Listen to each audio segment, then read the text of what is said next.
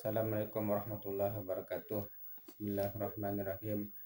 Alhamdulillahirabbil alamin wassalatu wassalamu ala asyrafil anbiya wal mursalin sayyidina maulana Muhammad wa ala alihi washabbihi ajmain.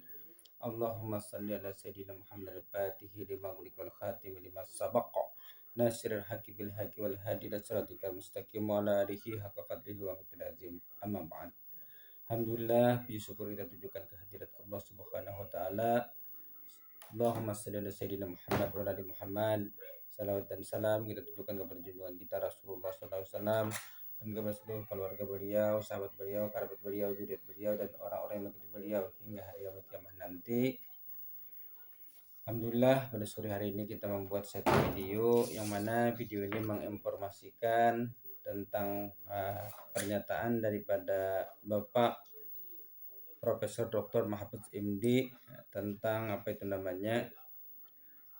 klaim daripada Mbak Alawi yang banyak mengklaim kayak ini. Nah, beliau meluruskan atau membenarkan. Ya, sebenarnya begini, saya membuat surat itu sebenarnya surat saya pribadi kepada Rhoma Irama. Tapi karena saya kehilangan nomor kontaknya Rhoma Irama, saya titip melalui Islah Bahrawi, tapi juga melalui WA. Tolong disampaikan pesan saya ke Rhoma Irama. Jadi memang saya yang membuat itu. Betul Pak Mahfud ya? Betul membuat. Dan saya katakan saya mendukung Rhoma Irama untuk mengklarifikasi soal Habib ini. Karena saya terganggu dan tersinggung terhadap perkembangan ini sesudah saya melihat tiap mau tidur saya lihat YouTube pertengkaran Rhoma Irama, Imaduddin, Gus Abbas dengan para habaib itu luar biasa, menimbulkan pro kontra. Lalu saya lihat apa sih masalahnya. Kalau saya sendiri pribadi, mau Habib itu turunan Nabi atau tidak, kalau salah ya kita koreksi, tidak apa-apa. Tetapi yang lebih dari itu, kemudian ternyata muncul klip-klip bahwa Republik Indonesia itu ada karena Habib. Wali Songo itu semuanya Habib. Padahal Habibnya baru datang sesudah Wali Songo meninggal. Gitu loh. Lalu klaim ini turunan Habib ini. Imam Bonjol coba dibilang itu Habib Sahabuddin. Itu dari mana? Kok Imam Bonjol Habib Sahabuddin gitu. Lalu ada hurufatnya bahwa kakek saya yang nama Muqaddam itu bisa membentak malaikat Munkar dan Nakir katanya, karena menyiksa orang di sebelahnya, orang banyak dosa dikuburkan di sebelah kakek saya itu, lalu disiksa oleh malaikat Munkar Nakir, keluar kakek saya panggil Munkar Nakir, pergi kamu katanya. Itu kan khurafat. Meskipun ini tidak bisa merepresentasikan Habib. Tidak, Habib banyak yang bagus. Saya punya Habib Quraisy Shihab bagus. Saya punya Habib Alwi Shihab bagus. Habib Syekh saya kenal bagus, sangat santun. Ya. Ada juga Habib namanya Habib Ahmad bagus. Habib Abu Bakar yang saya kenal di Pasuruan bagus. Dan semua itu tapi Habib ini nih mengklaim-klaim begitu, dan orang yang tidak tahu, orang awam banyak yang percaya karena ini Habib yang ngomong. Habib benar. Lalu rasa cinta saya kepada negara ini menjadi luntur. Seakan-akan ini karena Habib. Di situ saya tersinggung. Rasa cinta tanah air saya, kebanggaan kepada leluhur saya sendiri itu bangkit. Apalagi kemudian ada pemalsuan kuburan-kuburan tuh ya.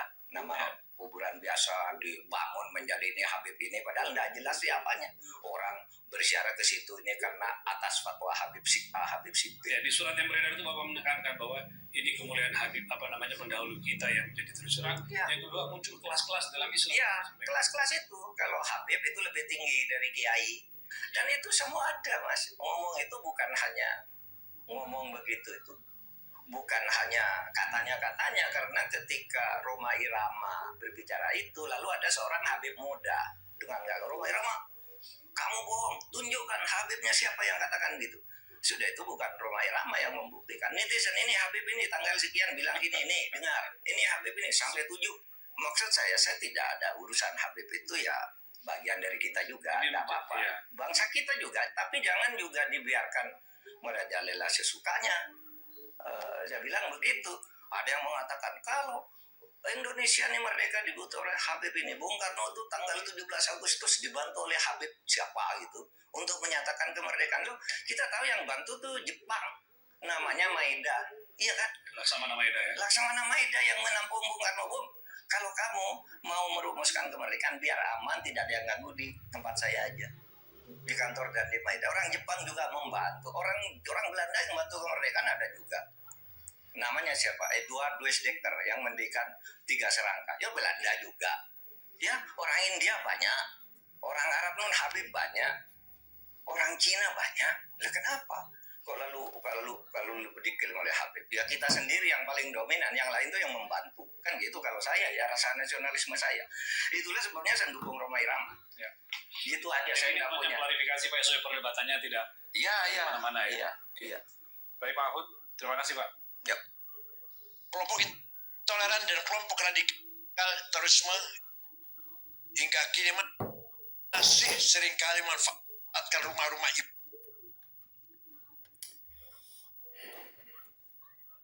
Itulah rekaman suara dari Bapak Mahfuz MD tadi. Beliau menyatakan keberatan dengan klaim daripada para Habaib Ba'alawi ini atau pengakuan-pengakuan Habib Ba'alawi yang tidak disertai dengan bukti dan fakta.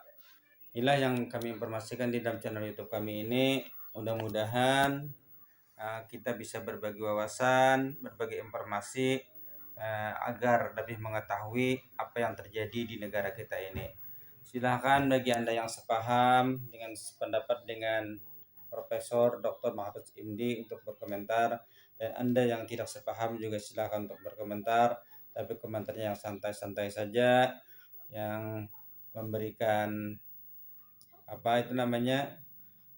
wawasan lah kepada kawan-kawan yang lain. Wabillahi taufiq wal hidayah. Wassalamualaikum warahmatullahi wabarakatuh.